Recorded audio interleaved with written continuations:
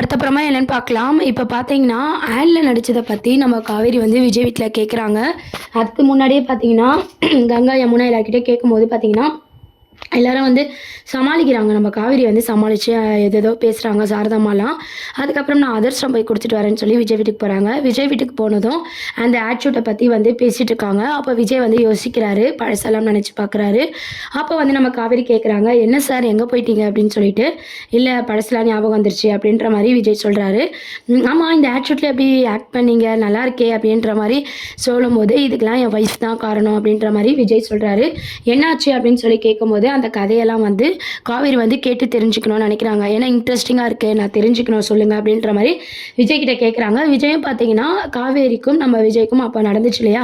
நம்ம விஜய்க்கே தெரியாம வந்து ஃபோட்டோ எடுத்து தானே அவரு மறுநாள் பார்த்தீங்கன்னா, வாக்கிங் போம்போது போஸ்ட்ல பார்த்தாரு இல்லையா? அந்த விஷயத்தெல்லாம் பார்த்தீங்கன்னா, காவேரி கிட்ட வந்து விஜய் வந்து ஷேர் பண்றாரு.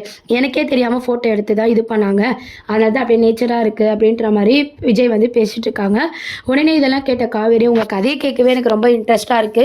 உங்க ஒய்ஃபை நினைச்சாலும் ரொம்ப சந்தோஷமா இருக்கு" அப்படின்ற மாரி சொல்றாங்க. அது மட்டும் இல்லாம என் ஒய்ஃபோட அம்மா வந்து அப்பளும் இது பண்ணிட்டு இருந்ததுனால சப்போர்ட்டிங்கா இருந்தேன் நானு அப்படின்ற மாரி சொல்றாங்க.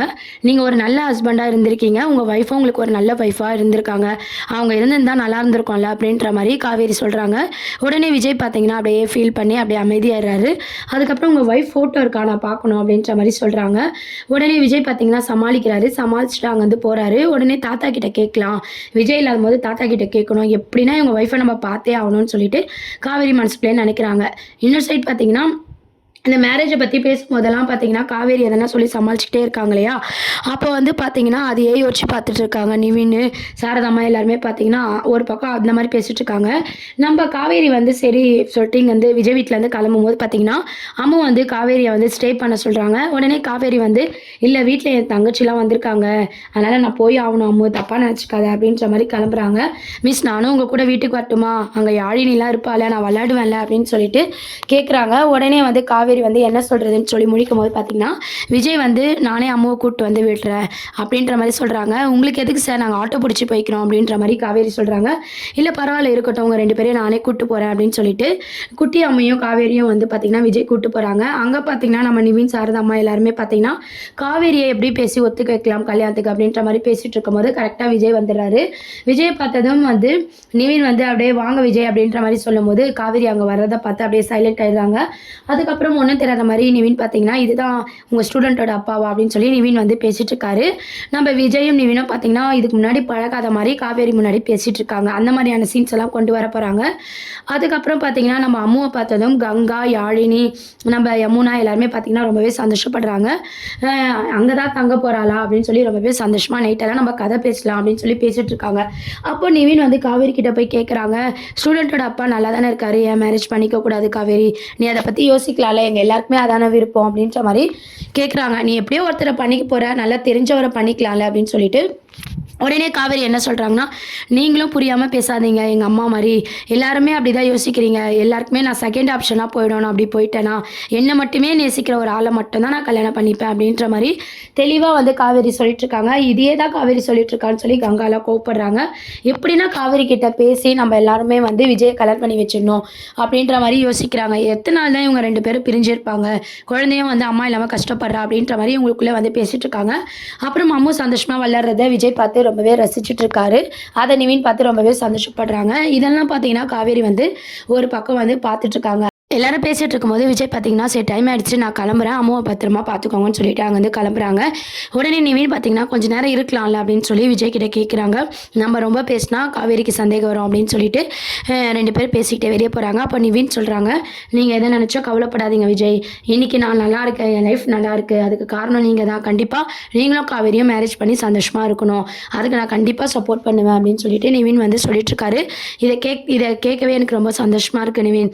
நான் போயிட்டு வரேன். நீங்க அம்மாவ பார்த்துக்கோங்க" அப்படின்னு சொல்லிட்டு விஜய் அங்கேருந்து கிளம்புறாங்க. விஜய் வந்து ஃபீல் பண்ணி டல்லா போறத வந்து யமுனா, கங்கா எல்லாரும் பார்த்து ரொம்பவே ஃபீல் பண்ணிட்டு இருக்காங்க. கூடிய சீக்கிரம் அக்கா மனசு மாறணும். இல்லன்னா விஜய் வந்து ரொம்ப கஷ்டப்படுறாரு. அது பார்க்கவே கஷ்டமா இருக்கு அப்படின்னு சொல்லிட்டு அவங்களுக்குள்ளே பேசிகிட்டு இருக்காங்க. அதுக்கப்புறம் நைட்டு முழுக்க பார்த்தீங்கன்னா, நம்ம யாழினிக்கும், நம்ம குட்டி அம்முக்கும், கங்கா, யமுனா, காவேரி எல்லாரும் கதை சொல்லிட்டு இருக்காங்க. எல்லாரும் விளையாடிட்டு சந்தோஷமா சாப்பிட்டுட்டு இருக்காங்க. அப்போ வந்து நம்ம காவேரி கிட்ட மறுபடியும் பேசுறாங்க. "இந்த குழந்தைக்காகவாது நீ கல்யாணத்துக்கு ஒத்துக்கலாம்ல?" அப்படின்ற மாரி கேட்டுட்டு இருக்காங்க. உடனே காவேரி பார்த்தீங்கன்னா, "அம்முவ வச்சு என்ன ஆஃப் பண்ணணும்னு நினைக்காதீங்க.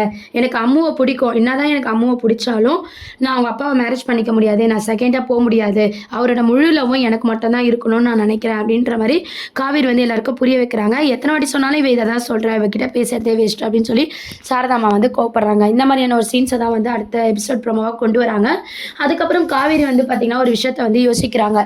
அதாவது விஜயோட ஒய்ஃபை பற்றி நம்மளுக்கு தெரியுது. ஆனால் அவங்க ஒய்ஃபை நம்ம பார்த்ததே இல்லை. இவரை கேட்டால் சமாளிக்கிறாரு. நம்ம போய் தாத்தாவை கேட்டு தெரிஞ்சுக்கணும்னு சொல்லிட்டு மறுநாள் பார்த்தீங்கன்னா ஸ்கூலுக்கு வந்து அம்முவை வந்து காவேரியை கிளப்புறாங்க. அதுக்கப்புறம் விஜயும் வந்து பார்த்தீங்கன்னா யூனிஃபார்ம்லாம் எடுத்துகிட்டு வரும்போது மாற்றி நானே உங்களை ஸ்கூலில் ட்ராப் பண்ணிடுறேன் அப்படின்ற மாதிரி காவேரியும் குட்டி காவேரியும் வந்து விஜய் கூட்டு போகிறாங்க. அப்போது விஜய் வந்து ஸ்கூலில் விட்டு போனதுக்கப்புறம் ஸ்கூல்லேயும் வந்து பார்த்தீங்கன்னா அம்மா கிட்ட நம்ம காவேரி கேட்குறாங்க, உங்கள் அம்மாவை பார்த்துருக்கியா அப்படின்னு சொல்லிட்டு. எங்கள் அம்மாவை நான் ஒரே ஒரு வாட்டி பார்த்துருக்கேன் மிஸ், எங்கள் அம்மா அப்படியே உங்களை மாதிரி தான் இருப்பாங்கன்னு சொல்லவோ, இது கேட்ட காவேரிக்கு இன்னும் நம்ம விஜயோட ஒய்ஃபை பார்க்கணும் அப்படின்ற மாதிரி ரொம்ப ஆசையாகவும் இருக்குது, ரொம்ப ஷாக்கிங்காகவும் இருக்குது. அதுக்கப்புறம் பார்த்திங்கன்னா ஸ்கூல் முடிஞ்சதும் வந்து நான் வந்து தாத்தாவை போய் பார்க்கணும் அப்படின்ற மாதிரி காவேரி யோசிக்கிறாங்க. ஆனால் விஜய் இல்லாத டைமில் போகணும் அப்படின்ற மாதிரியும் யோசிக்கிறாங்க. அதுக்கப்புறம் வீட்டுக்கு போய் நம்ம தாத்தா கிட்ட காவேரி தனியாக கேட்குறாங்க, நான் அவரோட ஒய்ஃபை பார்க்கணும் அப்படின்னு சொல்லிட்டு. குழந்தைக்கு அம்மா ஞாபகம் இருக்கக்கூடாதுன்னு சொல்லி நாங்கள் வீட்டில் ஃபோட்டோஸ்லாம் வச்சிடலாமா, நம்ம விஜய் ஃபோனில் வேணா இருக்கோம், நான் வரட்டும் வாங்கி தரேன் அப்படின்னு சொல்லி தாத்தா வந்து சமாளிச்சுட்டு இருக்காங்க. இல்லை அவருக்கு தெரியாமல் வாங்கி கொடுக்கணும் அப்படின்ற மாதிரி காவேரி கேட்குறாங்க. விஜய் வரட்டுமா, அவனுக்கு தெரியாமல் நம்ம எப்படி பண்ண முடியும் அப்படின்ற மாதிரி தாத்தா சொல்கிறாரு.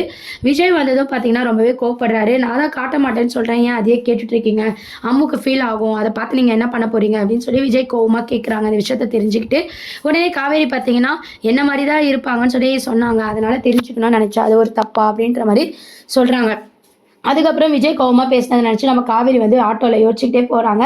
சீக்கிரம் இவர் ரம்யாவை கல்யாணம் பண்ணாதான் இதுக்கெல்லாம் தீர்வாக இருக்கும் அப்படின்னு சொல்லிட்டு ஆல்ரெடி ஒரு பொண்ணு பார்த்தாங்க இல்லையா மேட்ரிமோனியில், அந்த ரம்யாவுக்கு கால் பண்ணுறாங்க.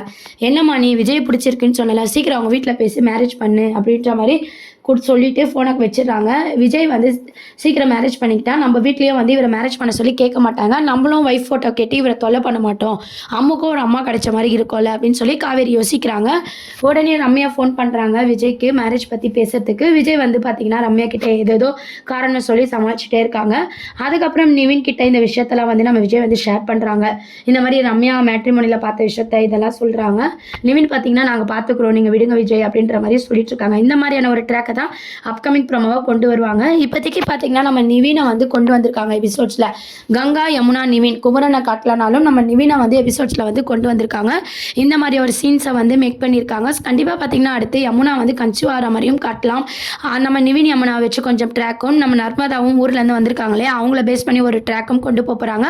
இவங்கெல்லாம் சேர்ந்து தான் நம்ம காவேரி வந்து விஜய் கல்யாணம் பண்ணிக்க உதவி பண்ண போகிறாங்க. இந்த மாதிரியான ஒரு ட்ராக் தான் அடுத்த ப்ரோமோவாக இருக்குது. இதை பற்றிய கருத்துக்களை கமெண்ட் செக்ஷன் சொல்லி சப்ஸ்கிரைப் பண்ணுங்கள். தேங்க்யூ.